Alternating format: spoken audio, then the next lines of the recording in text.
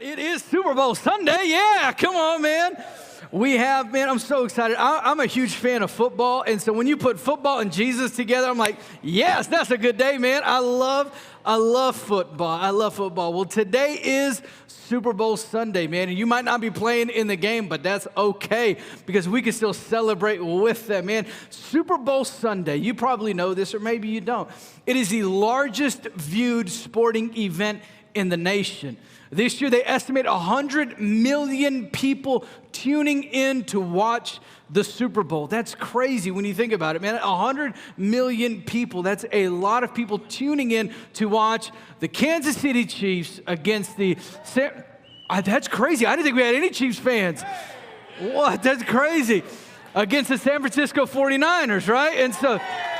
Okay, I'm surprised. Wow, my gosh, right? And so, but Kansas City, when you really think about it, Kansas City has a lot more to lose because what does Kansas have to offer? Nothing. There ain't nothing in Kansas. So I'm sure the governor, the mayor of whatever city they're in, you better win, right? They got to bring the Vince Lombardi Trophy home to Kansas. Give Kansas something to be proud of, right? Come on. And so it's a big deal.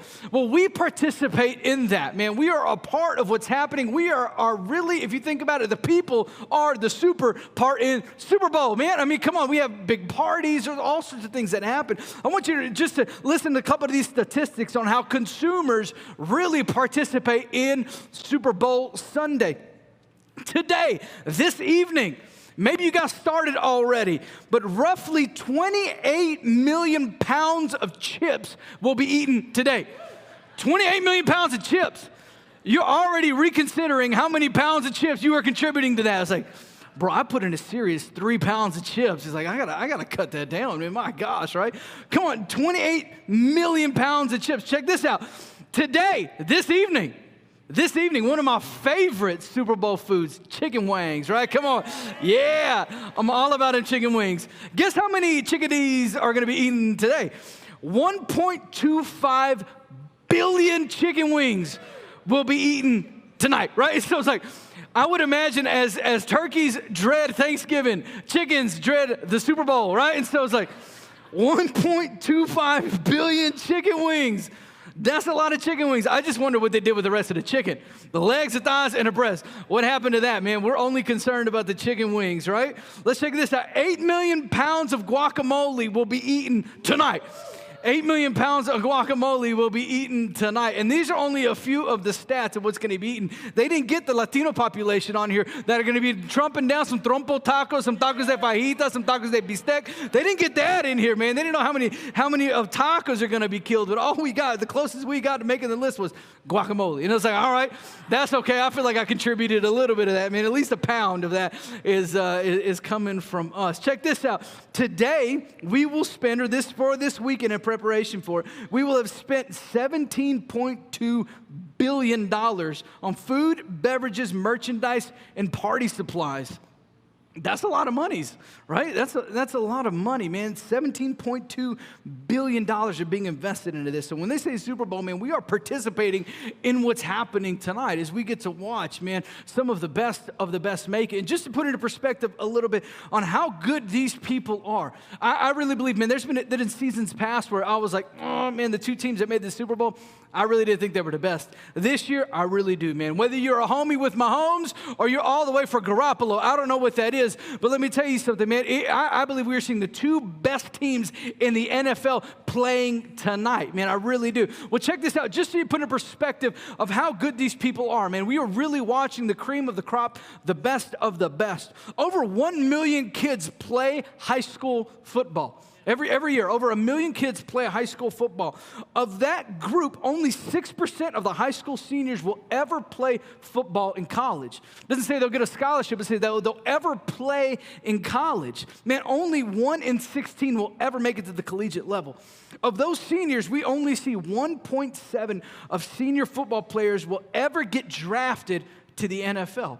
So you're looking at that number. Once you boil that down, the 1 in 50 in college will get drafted to the NFL. And the average NFL career is only 3.3 years long. unless you're Tony Romo and they're just giving you epidural after epidural and they're sending you out there because you're our only hope. You know, Romo, come on, you got to make this thing happen. But it's crazy to think that, man, we were watching people who were at the best of their best in their craft. And you guys might not know this about me or not, but I had a pretty promising football career, according to my parents, especially my mom, right? That's funny, man. When you're the oldest Hispanic boy, mijito, you can do anything. Mijito, you're the best. There's nothing that you can't do. And so my parents made me feel like I was $1,000,000 every time I played. So I was a starter my 8th grade year in a high school at defensive end. Yes, right? And so the coaches were all like, man, you know, we need a spot for you in high school, man. The high school coaches are already asking about you. It's going to be great. It's going to be awesome. When we end the season, when you go from your 8th grade into your freshman year of high school, we need you working out in the summer. I said, all right, I'm going to work out in the summer. So I was doing my push-ups. I was doing my sit-ups. I was trying to do some pull-ups, right? But the problem is I really like tacos too, right? So I was kind of like chubby fit. You know what I'm saying? And so it was like 5 push-ups, 1 taco, right? And that's kind of like the way it was. So I got into some people are laughing a little too hard at that. So I get into high school, and we're there to meet the coaches, and we're going to do our physical, and we're just going to get to know everybody. So we show up, me and my dad, and we get there, and we open the door. And when I walked in that field house, I was like, what just happened? Like, I stepped into the land of giants. I was like, oh my gosh, people had facial hair, tattoos, carrying kids. I was like, what is going on here? Are you in high school? He's like, yeah, I'm a freshman. I was like, are you kidding? How many kids do you have? 3. You know, I was like, what? I was like, are you kidding, man? They're working out childcare, getting family tickets to the games. Like, what is going on here? I walked in there, and I might not be skinny. I might not be tall, but I might not be that good looking, but I'm really not dumb, right? And so I walked in, and I looked at my dad, and I said, we ain't doing this. No, sir. They're going to kill me. And he's like, I agree, son. So that day, I announced my retirement from football at Whataburger to my parents. And so you're looking at a dream that could have been, right? And so in my mom's eyes, I'm still the best, right? And so in my mom's eyes, you could be there, mijito. You could be playing. And so in my mom's eyes, man, there's nothing I can't do.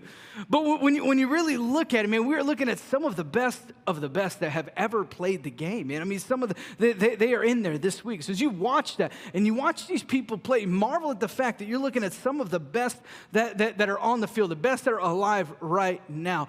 The title of today's message is called Throw the Flag. Look to the person next to you, say, throw the flag. I guarantee you tonight, you will hear somebody yell from across the room, throw the flag, because they don't like the call that's been made, or they don't like the call that hasn't been made. Come on, the unsung heroes in the Super Bowl are the NFL referees, right? Come on.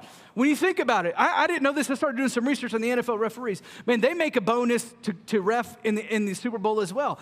They're estimated, because they're so tight-lipped on the referee system, they're estimated to make $50,000 just for this game for a couple of hours. It's crazy. The only time we ever really notice the NFL referees is when they blow a call. That's the only time you even know they're alive, right? And everybody, this has got to be a horrible job, because nobody really likes you all the time. No one likes you all the time.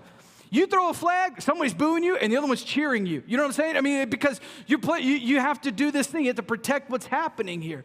And we see that the main job of an NFL referee really boils down to one simple fact. It boils down to this right here. Their job is to maintain order and to ensure the safety of the players. That's it. And maintain order and ensure the safety of the players. Our key scripture this morning comes out of Song of Solomon, chapter 2, verse 15. And it reads like this. It says, catch for us the little foxes that ruin the vineyards. It says, catch for us the small foxes that ruin the vineyards. Because we all know, and we can all identify the big foxes that are getting in. We can all identify the big problems that we have in our lives. Those are easily identifiable. But it's the small things that we say, well, that's not really that big of a deal. I don't need to focus on that. That's really, you know what, that can wait until tomorrow. That can wait. I really got to put this fire out. He's saying right here, it's the small foxes that come in and ruin the vineyards.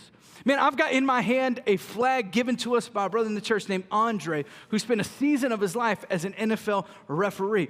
And for his safety, we have left him anonymous, right? And so because the NFL referee that blew the call last year in the NFC Championship between the New Orleans Saints and the Rams was receiving death threats, right? And so because we take our football very serious, right? And so this man, they had to transport him to 3 different hotels to change his flights just to ensure this man's safety.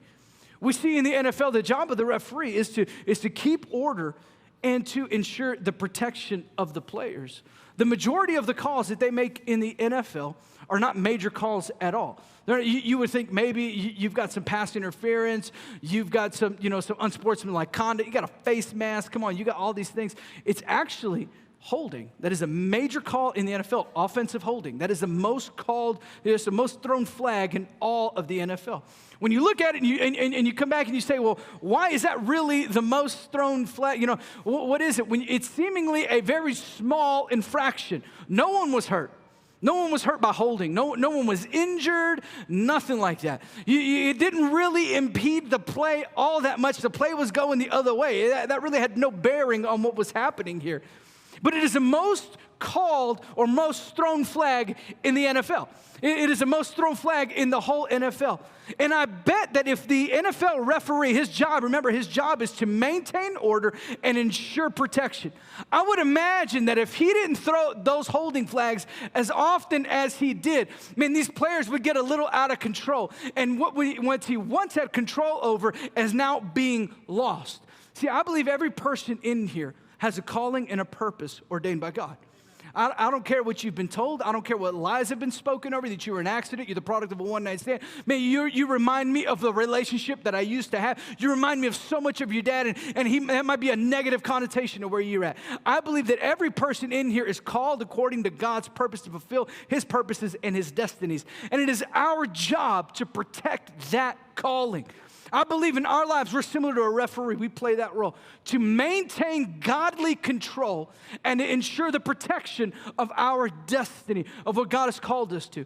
A lot of times we'll have a singular focus on what our purpose is, that our purposes only really affects us.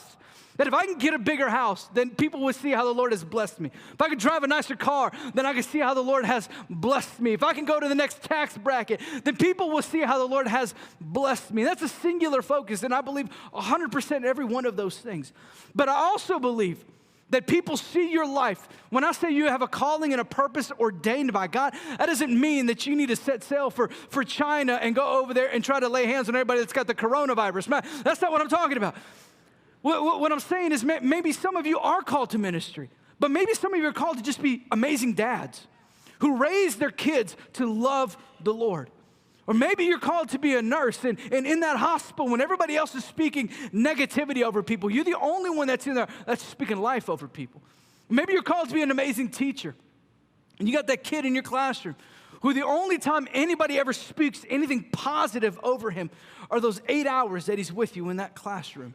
Come on, man, I believe that each and every one of us have a calling and a purpose ordained by God, and he's given it to us to be a steward over. We have to be good stewards of what the Lord has given us. Man, we really kind of play that role in our lives to maintain godly control. Come on, man, and to ensure the protection of our calling. And we see that it's the small foxes that spoil the vines. It's those little things that get in there. It's the holding calls that we say, man, that really wasn't that big of a deal. I don't want to stop play. When the referee throws the flag, everything stops. It all stops. And if they get it wrong, man, they got to eat crow. And they got to go and they say, look, we blew it. I'm sorry. This is not it. But the whole game stops. The momentum of what's happening, everything stops. And they say, well, it was only a holding call. But let me tell you something, man, that holding call, man, the way that guy's been playing, man, that thing's only leading to worse stuff. I've got a good friend of mine who's in my life, man. We got saved around the same time together, started serving God the same time together, going to the same church. And he had come out of a similar background that I had, and he enjoyed partying. He enjoyed getting out there and drinking and all this stuff. And when we got together, we said, hey, man, look, dude, we're not going to do those things anymore. That's not going to be who we are anymore. And so, man, we were real good friends, man. The Lord began to bless him, and I ended up getting married, and he was still single for a few years, and so we didn't see each other that much anymore. And so he ended up getting married a couple of years later, and we would keep up with each other on social media, Facebook, Instagram, whatever, but we would always get together once a year for his birthday. That was our tradition. We'd always see each other once a year. Didn't matter where we were at, didn't matter what we had going on. We'd always come together for his birthday in October. It was about 3 years into it, man, and I began to kind of follow him on Instagram and stuff and began to see that him and his wife were drinking a little more and more and more. Then he was going out by himself, and he was drinking more and more. And we would talk on the phone, we would text, whatever, and I'd just be like, how are you doing, man? He's like, I'm doing great, man. I'm doing good. My business has exploded, man. We actually acquired another business. He was a partner in this major firm. I mean, they had the perfect life. They had the perfect life, it looked like. Man, they had an awesome, amazing house. Before Chip and Joe was this guy. I mean, their house was incredible. I mean, he was a designer, and so their house looked phenomenal. They had 2 luxury SUVs. She drove a G-Wagon. He had a Range Rover. I mean, they had it in the driveway. It was like, oh my gosh, bro, you seem to have it all. The Lord is blessing you. They got pregnant, and about 2 years into their marriage, they had an awesome little boy. And we were getting together more and more. Last time we had gotten together for his birthday, last time we'd gotten together, man, I saw him at the end of the table. He was drinking, man. He was more beers in than I had ever seen him be into. And his excuse was, it's my birthday, bro, it's my birthday. And I began to see things in him that I hadn't seen in a long time. I mean, the way he was flirting with waitresses, the way he was taking pictures with people, the way he was carrying on. I sat him down the next day and I said, hey, bro, man, I'm just a little concerned for you, man. What's going on? He's like, bro, I got it, man. I got it. It's no big deal. It's no big deal. A couple years later, I get a phone call from him. He's crying on the other line. Me and the family were getting ready to go do something. I said, Myrna, let me grab this real quick. I get it. He's crying. I said, what's going on, bro? What's going on, man? Do you need me? I'm there. What do you need? He says, man, I'm in a hotel room right now. He said, my wife kicked me out. I said, whoa. Let's back this thing up, dude. What's going on, man? He said, no, a couple years ago when you were telling me about drinking. He said, yeah. He said, dude, you really convicted me on that. He said, so I had kind of stopped, dude. I had seen where I was getting sloppy. My wife had brought it up to me, bro. Well, when you came in here, bro, and you called me on it, he says, dude, it really spoke to me. He said, so I kind of stopped, and we kind of calmed down with what we were doing. He said, but then we had the baby. He said, things just got a little stressful. He says, Monday Night Football, the Cowboys were playing, and I wanted to watch the game. And my wife said I could go down to a restaurant and watch the game or whatever. He said, so I sat there at a booth watching the game. He said, ordered my food, man. Didn't order any drinks, anything, man. Just drinking Dr. Pepper, watching the game. He said, I was done with my food. Waiter had picked it all up. I was just sitting there sipping on a Coke, and I was going to leave at halftime. He said, the waiter came by and asked me, hey, man, can I get you a beer? He said, man, had the waiter not come up to me and asked me, man, I wouldn't have drank that night. He said, the waiter came up to me and said, you want a beer, man? Can I bring you one? He said, sure, man, bring me a beer. He said, Jonathan, one beer led to two to three. He says, I'm sitting there watching the game. There's this lady sitting at the end of the bar. She's cutting eyes at me the whole time, all throughout the night. He said, so I finished what I was doing, man. It was halftime. I was getting ready to leave. He said, I was going to go to the restroom. He said, so I got up and I walked right past her. On my way back, I knew she was going to say something to me. He says, I knew I had a choice to respond or not. He said, that lady stopped me. We struck up our conversation. He says, and I left with that lady from that restaurant to her apartment, had a one-night stand with her. He said, I don't know her name. She flew out the next morning. She was in town on business, bro. He said, I lost my whole marriage over it. I said, bro, are you kidding, man? Are you kidding me? He's like, no, man, his wife divorced him, left him. It took half of everything that he had. But when you bring it back, all the way back to where we started, man, it's the small foxes that spoil the vines. What seemed to be a seemingly small thing that he was doing. I mean, me and my wife having a glass of wine together when we have dinner. That thing grew and grew and grew. He knew that was a weak spot in his life, but he let that thing go. He let that thing continue to go on and go on and go on and go on until those little foxes spoiled his vine. Till those little foxes came in and eventually took it over. Till finally he got to the spot where he's like, I don't know what to do this anymore. This is too big. If he would have just been bold enough and brave enough at the very beginning to throw the flag in and say, bro, I need you. Jesus, I need you in this situation. I need my small group leader. I need someone to pray for me here. And now I see it getting out of control right here, right now. Stop the game. Everything that's happening. Let's review what's going on right here. If he would have done that, his situation would have ended up totally different. But at the end of it all, we were staring at a completely different situation. Guys, let me tell you something, man. You have been entrusted with your purpose, with your destiny. Come on, you've been entrusted. The Lord has given you the power to say, hey, look, Lord, anytime you need to, you throw in the flag, and I'm there with you, man. You got small group leaders and people all around you who love and believe in you, who are waiting for you to say, hey, man, I need some help, because guess what? We're not going to impose ourselves in what you're doing. The beauty about Christianity is free will. We get to choose him or we get to reject him. He doesn't force himself on us. We get to choose that.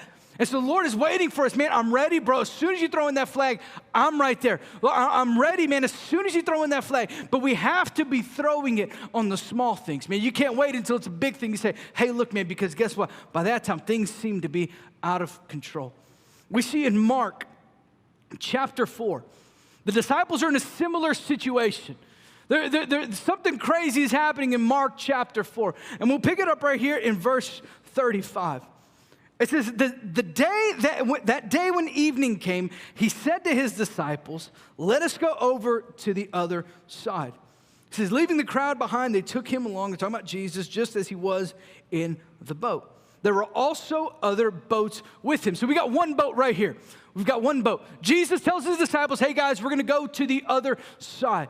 They're in the Sea of Galilee. The disciples come from a background. Most of them were fishermen. And so they're very familiar with what's going on right now. Jesus' boat has Jesus and 12 other men for a total of 13 people on Jesus' boat. And they've got other people with them. As the disciples are leading and they're taking Jesus across to the other side to continue about the Lord's business. We pick it up right here in verse 37. It says, a furious squall came up and the waves broke over the boat so that it was nearly swamped.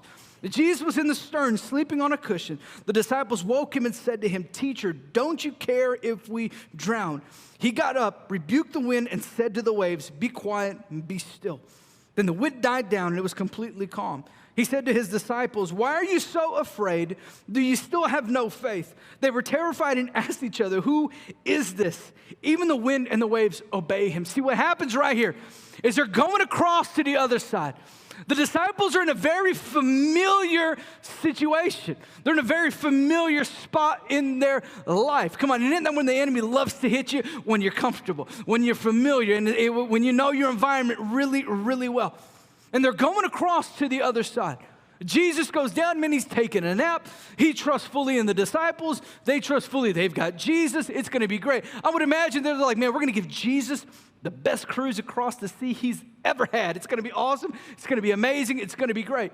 They knew, man, the moment they started getting out there, they knew when that weather began to change, they knew something was shifting, something was changing. I don't know if you've ever been on the ocean when a storm is coming in, but you see that thing coming from a long way off. Or maybe if you're from Texas, man, you've spent many, many springs here. When those thunderstorms begin to roll in and all of a sudden the temperature drops and you just know, ooh, something's about to happen, right? Then all of a sudden the sky turns gray and you said, oh yeah, there it is, right? And then the clouds begin to churn and they begin to make a gray milkshake of death and torment, right? And you just know it's like, oh, it's about to happen, right? And then all of a sudden you go inside and the news says tornado warning and you open the door and you say, where? And you're looking for it. If you're a good Texan, you got to identify the tornado. You got to figure it out. You got to see it because I'm not going to get in my bathtub for no reason. You know what I'm saying? It's like I'm not going to be sitting in it like a fool. Heck no, man. If I see the tornado, once I made visual confirmation, then I will go inside and I will seek shelter. But until visual confirmation has been made, no sir, right? And so much so, if the news keeps breaking in every 5 minutes, you know what I'm saying? So I'm changing the channel. I'm watching Netflix, right? Ha, give me now news, right? And so I'm watching Netflix. And so, man, we get into these positions, man, the disciples were there. Everything had changed. The barometric pressure had dropped, right? And so, man, Peter's probably saying, drop the mainsail, right? And they're doing what they can because they know something's about to happen. Man, the weather, the temperature dropped. Like, hey, bro, that's not good. All of a sudden, man, they see the lightning lighting up the clouds across the sea from them. Hey, that's not good, man. I don't know about that. That's not good. That's something that's coming. All of a sudden, man, the waves begin to get a little choppier than before. Hey, man, look, this is getting serious. Maybe we should go let Jesus know. Hey, Jesus, look, man, don't want you to be alarmed or anything like that. We got everything under control. But it's raining. You know what I'm saying? It's like, just want to let you know. Jesus fully aware of what's going on. And they let Jesus sleep in the bottom of the boat. Then we finally got to a spot where they had done everything they could. They relied on what they knew. They did everything they could to get themselves out of the situation on their own strength. Then when it gets to the spot where they can no longer handle it, they go wake up Jesus. And they don't tell him, hey, Jesus. You know, it's like, Jesus. I would be really scared to wake the Son of Man in a violent way. You know what I'm saying? He might accidentally, right? And then out there in a turtle or something. I don't know, man. It's like, there you are. But Jesus, but God, Jesus. Hey, don't be alarmed. But there's water coming in the boat. You know what I'm saying? It's like, but we're thinking, it's okay. You can maybe walk on water and get us all out of here, carry us out one by one, but we need to hurry. You know what I'm saying? It's like, they wake him up. They don't wake him up like that. They wake him and say, Jesus, don't you care if we drown? And Jesus is like, what? What's going on, man? What do you mean, don't you care if we drown? Well, what do you mean, don't you care if we drown? I would imagine his thinking was, yeah, I care if we drown. I didn't put my entire future of the church in one boat only to sink it at the Sea of Galilee. Absolutely, I care what's going on. Absolutely, I care. We, I think a lot of times get to the position where we handle it in our own strength. We do what we can. The Lord's saying, I've been in with the boat with you the whole time, bro. What are you doing, man? They should have called and brought him in the moment everything began to change. And they come in and they blame Jesus. Don't you care if we drown? Where you been? How many times have you been in your life where you said, Lord, don't you care? Don't you care? Don't you care that my wife's acting like this? Don't you care that my kids are like that? Don't you care that my job's this way? Don't you care my marriage is this way? Don't you care? And the Lord's saying, yeah, bro, 100%, absolutely. And what Jesus does in that moment, I think is incredible. He doesn't first address the disciples. Jesus first addresses the situation. He comes in and he calms the waves and he tells the winds to cease. And after he does that, come here, boys, we're going to handle some business now. And he comes in. He says, why are you so afraid? Where is your faith? Because faith and fear cannot exist together. They can't exist together. And so they forgot what they had. Why? Because they started depending on themselves. If they would have come in and said, Jesus. Temperature dropped 15 degrees. I need you right here, right now. All right. I adjusted it. Jesus, the waves are getting big. Lord, do something about it. They come in and he does it. But they waited until the last moment when they thought, I can't handle this anymore. This thing's gotten so big. This thing's gotten to a spot where it can no longer, I can't handle it. And then they come in and they're mad at Jesus. They're mad at him saying, Lord, where are you? Don't you care if we drown? Man, we've all been in that situation, that scenario. But we know it's the small foxes that spoil the vines. Jesus was with them the entire time. Jesus was with them the whole time, just as he's with you. Just as he's with you. Come on, man, there's moments and things that we face. We say, Lord, don't you care?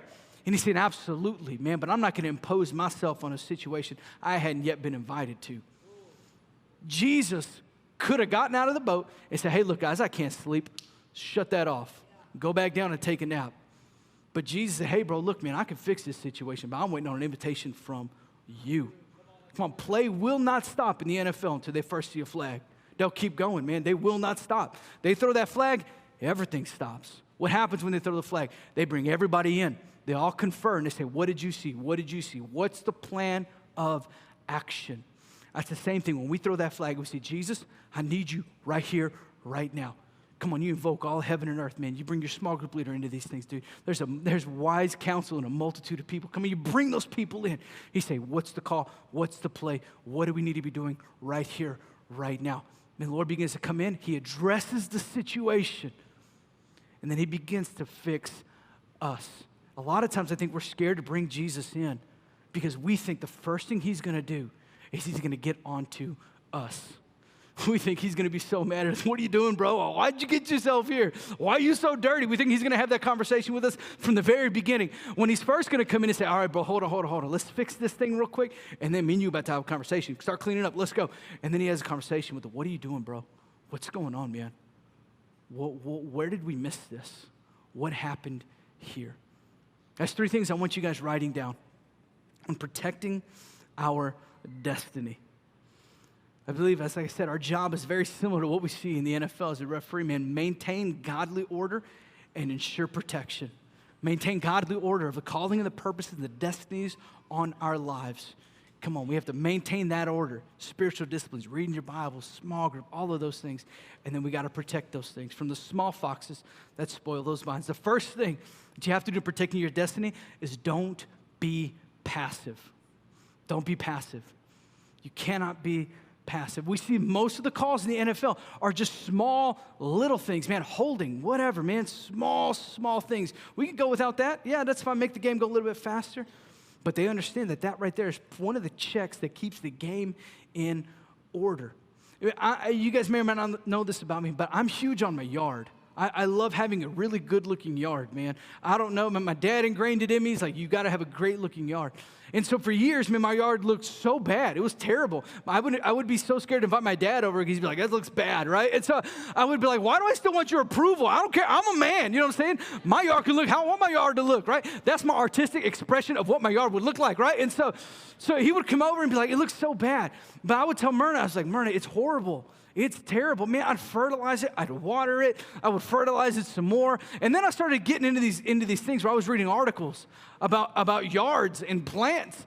And I read in this one article that people that name their plants and speak life over them, right, their plant grows more.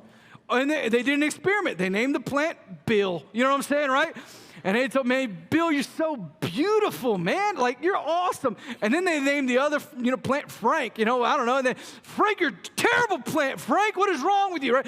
And they showed one plant grew and flourished, Bill, and Frank was just dead to the world, right?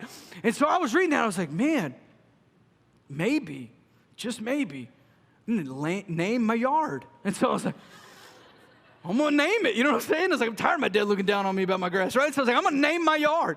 And so I named him. I named him Lawson, right? And so Murder make fun of me. Man, she'd be like, why you go spend time with Lawson? I was like, you're always outside with your new friend, Lawson. I was like, how about you leave me alone? It's like, I'm improving our property value. It's like, leave me alone, woman. Throwing so much shade at me. Well, get out here and help me take care of him, And so I get out there, and I kid you not, I'd be cutting the grass, like, Lawson, you're so amazing. Lawson, I'm not even joking, you're going to be the best yard on the block, Lawson. Oh, my God, Lawson, you're so good looking, Lawson. Look at them ugly weeds. You're going to pick them out. Yes, Lawson. And I began to do it. It didn't work all that well, but I didn't give up. I didn't give up, man. I'd pray. I'm not even joking. I'd pray over that thing. Finally, I got it to a spot where people were laughing too hard at me praying over my grass. I got to a spot where it was looking good. And I was like, yeah, I'm a little proud of that. That's looking a lot better. All right, man, this is getting better on track. And then one winter, man, we're pulling up, and Myrna's like, oh, look, there's some weeds over there. And I was like, man, look, it's wintertime. I ain't trying to cut the grass right now. You know what I'm saying? It's like, no way, Myrna. And she's like, okay. Little did I know those weeds had plans, right? Those weeds had plans on establishing a kingdom in my yard, right? The whole time it was wintertime, they were getting busy, right? And so they were planting seeds all over the place. And the moment that the temperature rose above 70 degrees, they exploded on me. And I was like, oh my gosh, Myrna, Lawson. I was like, no. And it got to a spot where I was like, it's too overwhelming. I can't pick it. I would pick all the weeds by hand. There's some that just, the little spray doesn't kill, and you got to go remove them all by hand. And my hands would be all bloody, and she's like, what's wrong with you? I was like, Lawson. He's like, he's ours. What are you talking about? What's wrong with me? Do you neglect your kids? No, he's one of ours. And so my hands would be bloody from picking weeds, and I looked at it. I was so defeated. I was so defeated because there were so many weeds. There's no, like, I got outside, and I was like, I don't even know where to start. I don't even know where to start picking weeds, and I'd be out there for a couple of hours. So like, dinner's ready. Come on, let's go inside. And I look at it. I was like, oh, I got a lot done. And I look at it, and I was like, I did nothing. I did absolutely nothing. Lawson, I've failed you, right? And so, but it all because I was passive. If I would have just done it in the wintertime when I really didn't want to, if I would have just gone out there and done it really when it was manageable, then it would have been okay. But because I was passive with it, it ended up growing into a problem that I couldn't myself handle all alone. It ended up growing into something. Man, I challenge you, man, there's things in our lives that we are passive about. There's certain spiritual disciplines that we've gotten away from. We think we've either outgrown them spiritually, we've outmatured them. That's no longer anything that pulls at me. Let me tell you something. I guarantee those things will still pull at you. They say an alcoholic, no matter how sober they are, is always an alcoholic. Is one drink away from being an alcoholic again. Let me tell you something. You got to grow past these things. We can't be passive about this stuff. When we start seeing things creep in, we can't be passive about it. Man, we got to take those things. We got to subdue those things and say, no. What I have is too precious. The calling, the purpose, and the destinies of God on my life are too precious to allow that thing to grow, to allow that thing to germinate. I'm going to remove it right now. The second thing we got to do is this right here, is you have to know your role. You have to know your role. This is what it says in Luke chapter 10, verse 19. It says, I have given you authority to trample on snakes and scorpions and to overcome all the power of the enemy. Nothing will harm you. You have to understand your role. As the referees clearly understand when they walk out there, when they walk out there, they know their role is to maintain order and ensure safety. They know what their role is. They walk with full confidence of that. Come on, they're surrounded by men who are wearing helmets, pads, leg pads, cleats, all of these things. And all the NFL refs are armed with is a striped shirt, a hat, a whistle, and a flag. That's it. That's all they've got to defend themselves. Throw the flag, right? Blood whistle, boop, boop, stay away from me. That's all they've got. That's all they have. I started looking at some of the injuries that we've seen for two NFL refs, if they've ever really been injured. And there was one in 2015 where the guy was hit from behind, ended up breaking his collarbone, 9 ribs, and had a collapsed lung. These dudes just fell on him, these giant men. They understand their role. They understand that when they walk out there, they are the authority. There's been times, I would imagine, in our lives where we weren't quite sure what our role was. We've been a little insecure of what we need to be doing and the calls we need to be making. Let me tell you something, man. Your role is to maintain godly order of your life, to ensure the protection of the destiny that God has placed upon you. That is your role. That is, you are a steward of what the Lord has given you. When Myrna and I were missionaries, we would travel 4 or 6 weeks at a time. Then we'd be back in the States for 6 to 8 weeks or whatever, and we'd travel back and forth. So I had to find a job that kind of fit what we were doing to supplement our income. We were raising funds, but we had to find a job to kind of fit in between there. And I ended up getting one of the most dangerous jobs I've ever had in my entire life. I mean, it was week in and week out. It was a risky job for us. And I was a substitute teacher for an elementary school, right? Boy, let me tell you something, man. They're terrifying, right? And one I can handle, but a group of them, they create a pack of wolves, man. And there's always an alpha leading it all, right? And the crazy thing is, when you come in as a substitute, you're never the teacher. You never teach. What are you? Sub, right? And depending on where you're at, man, some of these kids are pretty hardcore, man. I was like, oh my God, do you have a shiv? It's like, did you just shake him? It's like, what are you doing, man? It's like, what's happening here? But I'll never forget my first time walking into the classroom. It was for kindergartners. Dude, 25 5-year-olds is terrifying, man. They're so scary. And so you walked in there, and somebody's like, testify. Yes, sir, man, it's terrifying. And I walked in there, they all looked at me and said, you're not our teacher. And I was like, yeah, no, I'm not. You're right, I'm definitely not. I walked out, and I was like, what am I doing? I gave myself a pep talk. You're the teacher. You're the teacher. You're the teacher. You're the teacher. I walked back in with confidence. I'm the teacher today. And little kids, no, you're not. I said, sit down, right? It's like, man, I ruled with an iron fist in this classroom, right? So I was like, oh my gosh. But you'd come in, and you'd have to know what your role was. You have to come in, you have to search yourself, saying, man, look, I'm walking in confidence. I know exactly what my role is. I know exactly what I need to be doing right now. And that is, make sure you do your work right now. Like, I wasn't going to tell this story, but I'll tell it to you guys anyways, because I like y'all, right?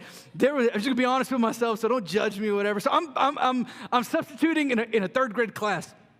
And there was this kid who was a lot like me, had been promoted to sit next to the teacher, right? Away from all the other students. I don't know if you know anybody like that. It's not really a promotion, right? And so you're not like second teacher or teacher assistant or an executive teacher. You're just a kid that needs to be, controlled by the teacher a little more closely, right? And so he was that kid who's sitting right by the teacher's desk. I walk in and we're doing, the class or whatever, and we're watching a video. And everybody loves the video. Yay! I love the video because I don't have to do anything. So I'm sitting there watching them, and this kid, at the end of it all, we were going to go to PE. We're going to go to the next thing, whatever it was. And he said, I got to go TT. And I was like, bro, you had all of the video to go to the restroom. No, sir. I'm lining you up. I got to get you out the door because my break starts right now. Hurry up and go, right? And so I start lining everybody up. Come on, let's go. He was the last kid. I was like, all right, dude, let's go. Come on. He's like, I was like, I know my role now, right? And so I was like, I am the teacher. Get up, let's go. And he's like, bro, get up. He's like, no. So I walked over to him. I said, I got now. Get up, right? I was like, I don't know how else to motivate him. You know what I'm saying? I was like, get up, right? And he's like, And he pushes himself back out of his desk, and he looks down. I was like, bro, you peed yourself. I was like, you TT'd in your pants. He's like, I know. Shh. And I was like, oh, I felt so bad. I was like, dude, I felt horrible. I said, look, dude, this is what you're going to do, man. It's me and you right here. Come, me and you. I said, tie your jacket around your waist. He said, okay, right? I said, you're going to run to the nurse's office. We're not supposed to run in the hallways. I was like, dude, I don't care. What am I? He said, the substitute. I said, no, sir, I'm the teacher, right? I knew my role, man. I said, you run and you don't stop till you get to the nurse's office. He said, okay. He took off running. Everybody's like, where's so-and-so going? I was like, he had a problem. He'll be back. He came back in sweats, right? They took him out, came back in sweats, and everybody for the whole day was like, TT pants, TT pants. And made fun of him, right? Moral of the story is, raise your hand twice if you really got to go to the bathroom. Don't assume the substitute teacher knows your bathroom habits, right? So the third thing is this right here, protecting our destiny, is it's never too late to throw the flag. It's never too late to throw the flag. Doesn't matter what you've done. Doesn't matter where you've been. Doesn't matter where you've gone.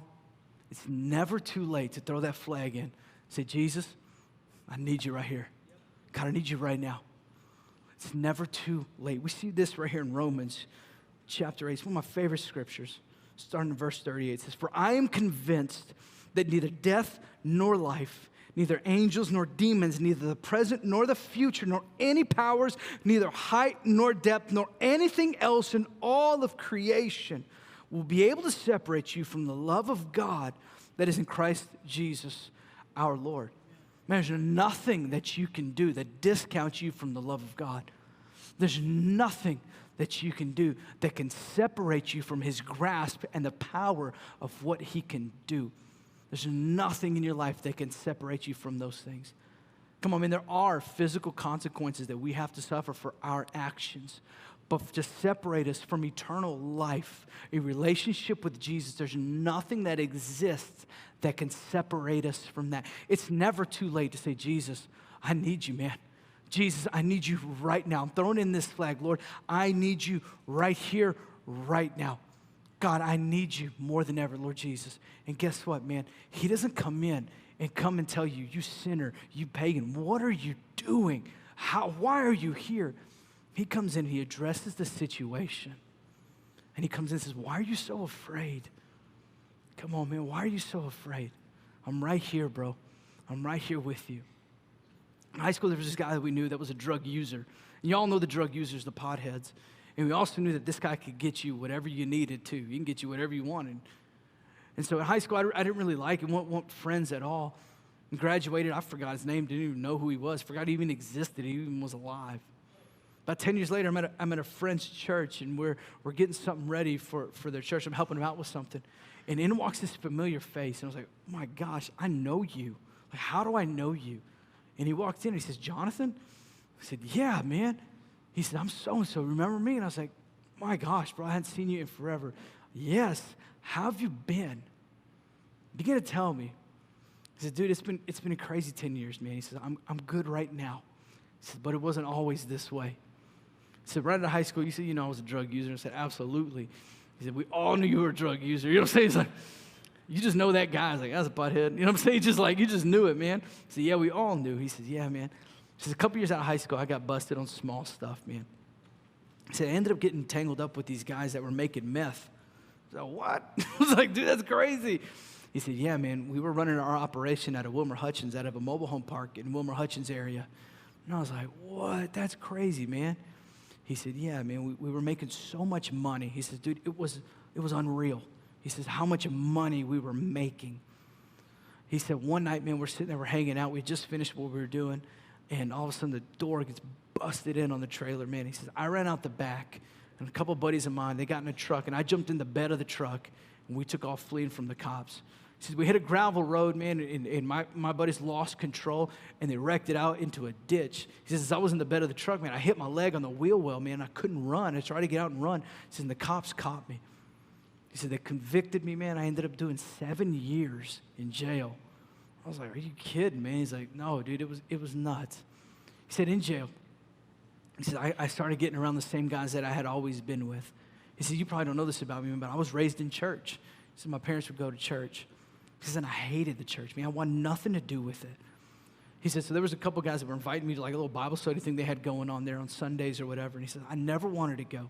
He said, I never wanted to go. He said, but I was sitting there in my cell one day, man, and I just began to think, Lord, if you're real, then can you change me? And he said, man, I started hanging around these guys, going to the Sunday service that they were having or whatever. He says, God changed my life.